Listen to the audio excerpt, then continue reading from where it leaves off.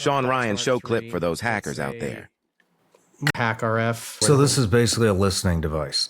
It's a listening and a transmitting device. Yeah, this phone is an Obelisk One. It's by an Obsidian Intelligence Group, and it's a hardened Android phone. I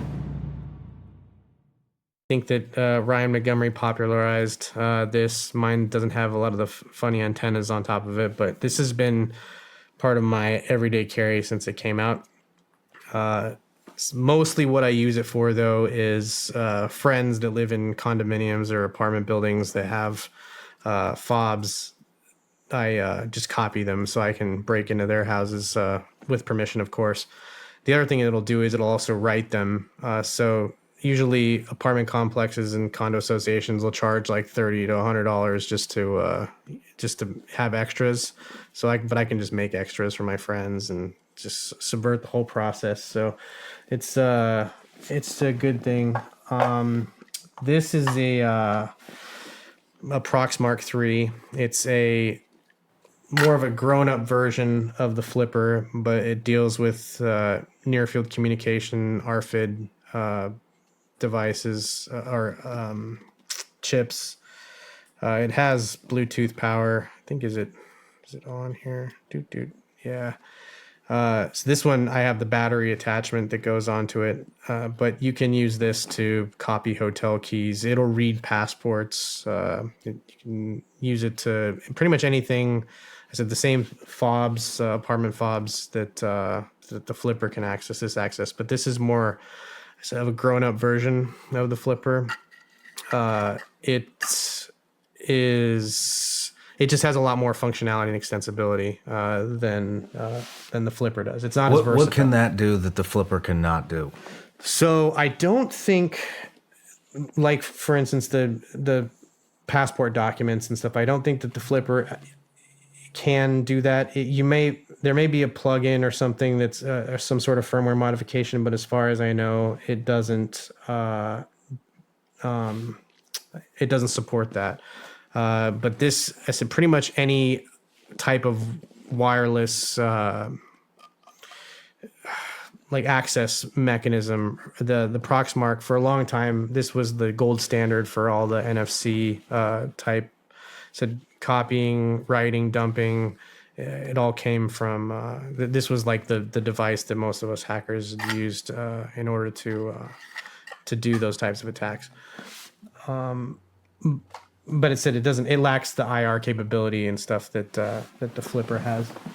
I also have this is a HackRF. I don't know if Ryan had the Portapack add-on onto it, but this is just a software-defined radio. I think I have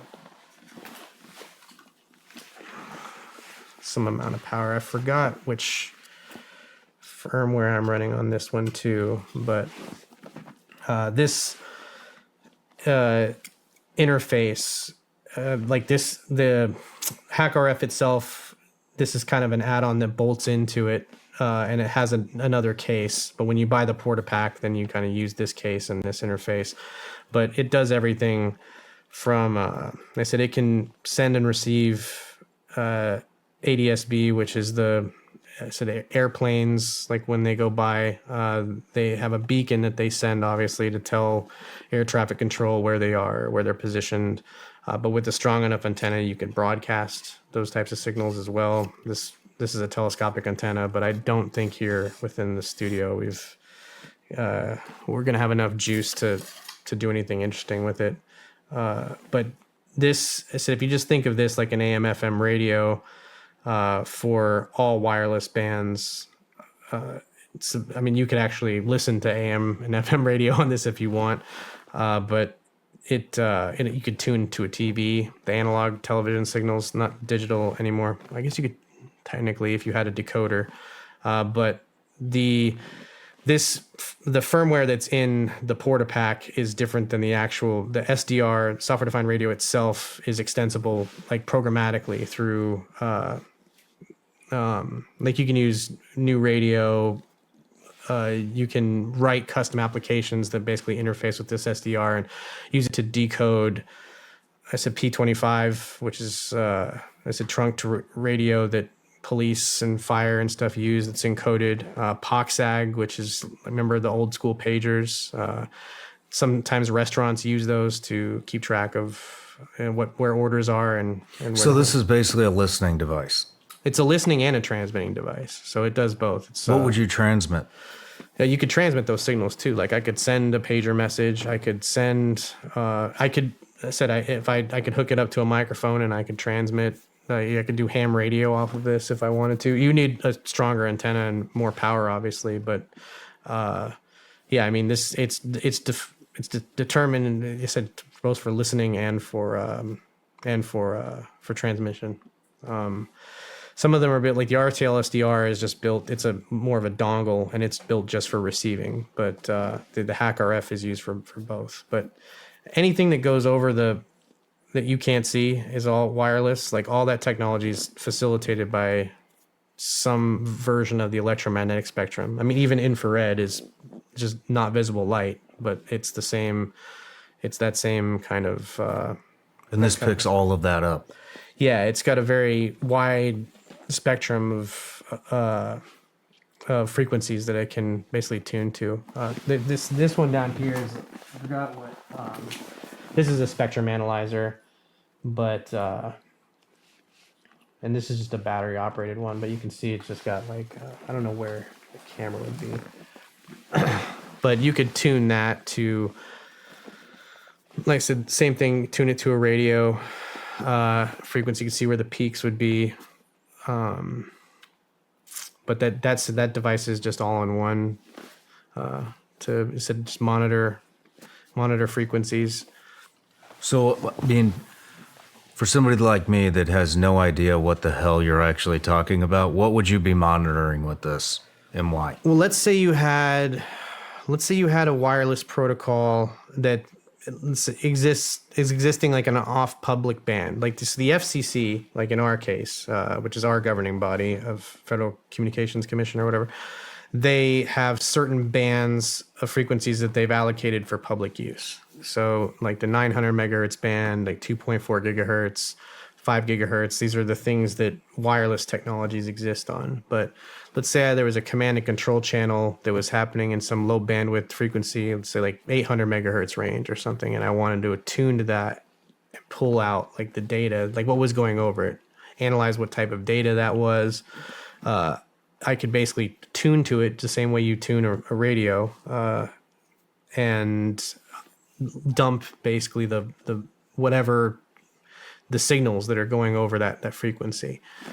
So if you're doing a site survey or whatever, and you're looking at why, like, is a frequency busy or not? Is there lots of traffic? Because we're in those bands that I was talking about earlier that are public use, those are shared by all manners of devices. Like Bluetooth works over 2.4 gigahertz, but so does wireless, like Wi-Fi. Wi-Fi has, in the States, like there's a centering on the channel 1, channel 6, channel 11, and the bands kind of overlap, but you could just, the band width, which is the width of the band, kind of dumb that down. And so you're in 20 megahertz or 40 megahertz hops, and you can actually see like, okay, how much traffic is, how much signal, what's the signal to noise ratio like on, this band in and of itself. So you can pull just signals out of there. I said, it's just like tuning a radio is the best way I can explain it.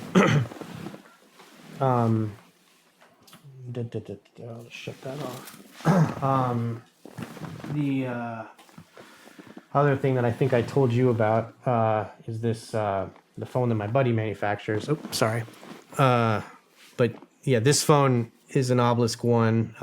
It's by an Obsidian Intelligence Group, and it's a hardened Android phone that it has pretty much a lot of functionality that you would get within a laptop, but it's in a phone. It runs a version of Linux. It runs like a penetration testing version of, how would I explain that? Because it is Linux, but